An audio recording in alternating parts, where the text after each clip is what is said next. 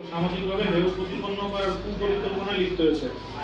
যে আমি গতানুগতিকভাবে আগে যেটা বললাম যে আমি ছাত্রদলের সাবেক সহসাংগঠনিক সম্পাদক ছিলাম, এই জায়গার কাগজ এই দেখেন, এটা হচ্ছে মিজানুর রহমান দাস ভাই যেমন সভাপতি, রুবেল ভাই রাসেল বাবু ভাই যিনি সাবেক ছাত্রদলের সভাপতি ছিলেন, ওই যে উনি যখন সেক্রেটারি ছিলেন উনি এই কমিটির পতিত ফ্যাসিস্ট সরকারের কতিত প্রশাসনিক লোককে অপব্যবহারের মাধ্যমে রাজনৈতিকভাবে আমাকে সরিয়ে দেওয়া যাবে তাদের উদ্দেশ্যে স্পষ্টভাবে বলতে চাই, আপনাদের ষড়যন্ত্র ও অপপ্রচারের বিরুদ্ধে আমার গণতান্ত্রিক সংগ্রাম চলমান থাকবে।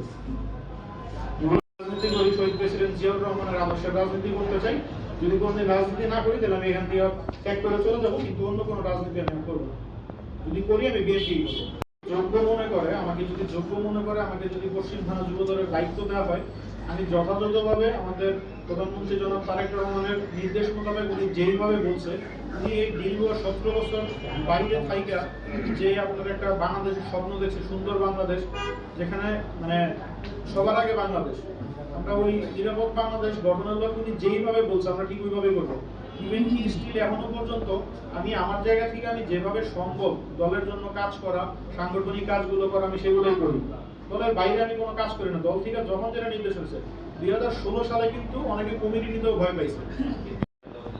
এটা আমার দলের কাছে প্রশ্ন যে কেন আমাদের উপরে নির্যাতন হচ্ছে, এটা একটা সুষ্ঠু তদন্ত বিচার চাই আমি। এটা আমার দলের চেয়ারম্যানের কাছে আমার দাবি।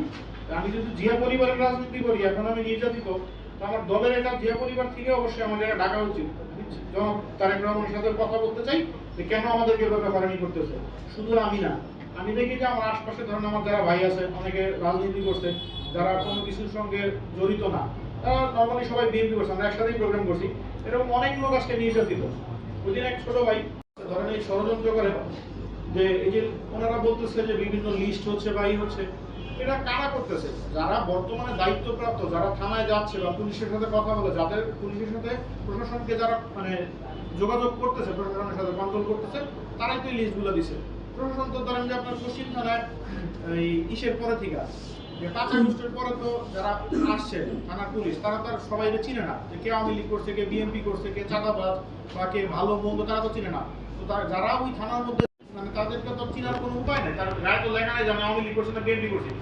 তারাই এগুলো বলতে পারবে। এটা তদন্ত করুক যে কারা থানায় যাচ্ছে, কারা পুলিশের সাথে লিয়াজু মেনটেন করতেছে। বলতে পারবো না, যা দিছে এটা লেখা হবে।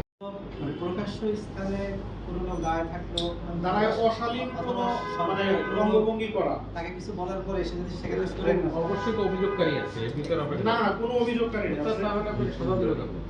ভাই সেটা কি জন্য সেটা তো আমি বলতে পারবো। সাজা দিছে অদৃশ্য শক্তি, আর যে অদৃশ্য যে শক্তিগুলা, সেই শক্তিগুলো তো সবসময় তৃণমূল থেকে মানে বড় শক্তি হয়ে থাকে।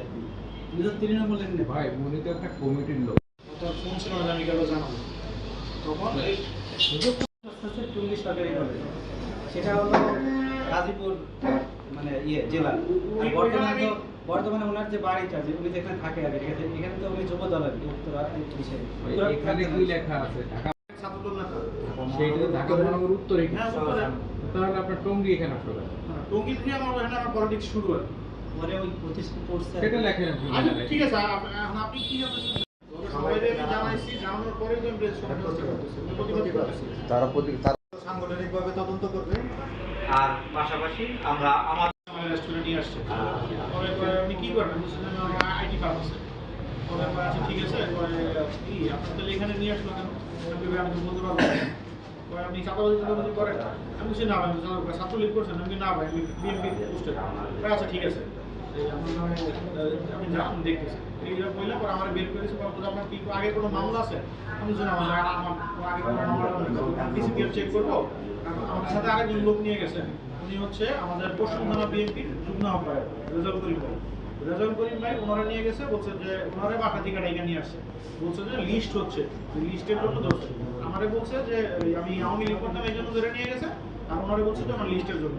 পরে কথা বলার পরে ডিসি মধ্যে বললো কি, ম্যাজিস্ট্রেট মধ্যে বললো যে ঠিক আছে আপনি নিচে যান, আমি দেখতেছি যে আপনার ওই যার নামে পিসিপিআর এর মামলা আছে ওনার সাজা হবে। তো পরে নিচে আসছি, নিচে আসার পরে আমাদেরকে ওই যে আপনার একটু ওই যাদের কয়েকজনের 5 জনের মনে হয় কালার দিয়েছে জরিমানা করে, আর বাকি যারা ছিলাম আমরা আমাদের সবাই বলছে যে আমাদের সাজা দেওয়া হয়েছে। তখন ওইখানে আমি জানতে পারি 3 দিনের সাজা দিয়েছে, কিন্তু কী কারণে দিচ্ছে, কী ধারা দিচ্ছে আমি তখন জানতাম না। যখন জেল গেটে যায়, জেলখানা যাওয়ার পর আমি যখন পাইছি, এই যে আপনার এই কাগজ পাইছি, কেস পাইছি, তখন আমি জানছি যে আমার 75 দ্বারা খাওয়া লাগছে।